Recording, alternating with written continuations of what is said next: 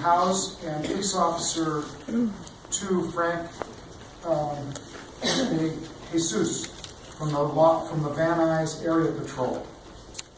Officer De Jesus created this year's Toys on Patrol program, where LAPD went to the next step in actually taking gifts to the community instead of having people come to the stations.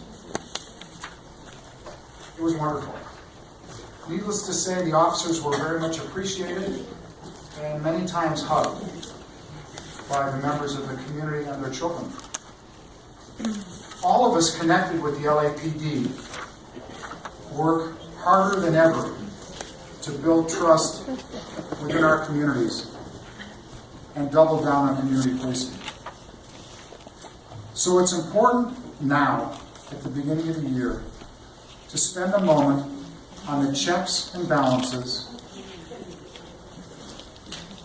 the independence and uniqueness of the process which is utilized by the LAPD and the Board of Police Commissioners to review and adjudicate any categorical use of force case. The Ford case, like others, cannot be discussed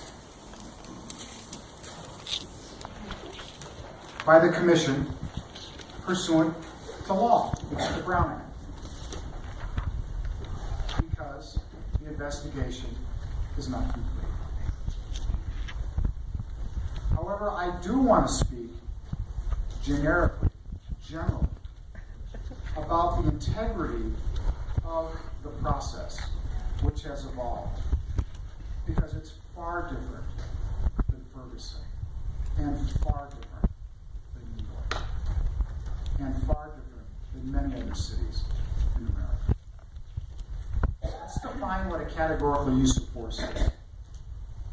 It's any discharge of a firearm by an officer on or off duty. A law enforcement related injury, which is any time an individual suffers an injury related to use of force which requires hospitalization.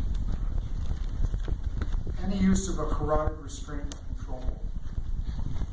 Any in custody death. A head strike with an impact weapon intentionally administered or causing serious injury. And a dog bite which requires hospitalization. Now listen carefully, because a lot of the questions that have been circulating publicly, we're about to go over, and hopefully clarify. Upon any of the above incidents occurring, the involved officer or officers immediately notifies their supervisor. And that supervisor immediately notifies our real-time analysis and critical response division, RACER.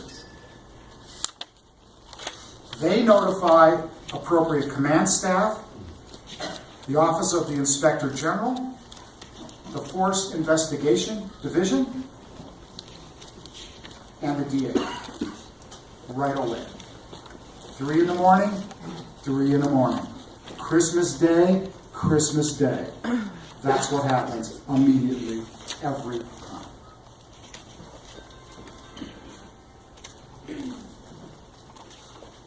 The Force Investigation Division responds to the site and initiates their administrative and criminal investigations into the incident. The Office of the Inspector General, Inspector General sitting here today,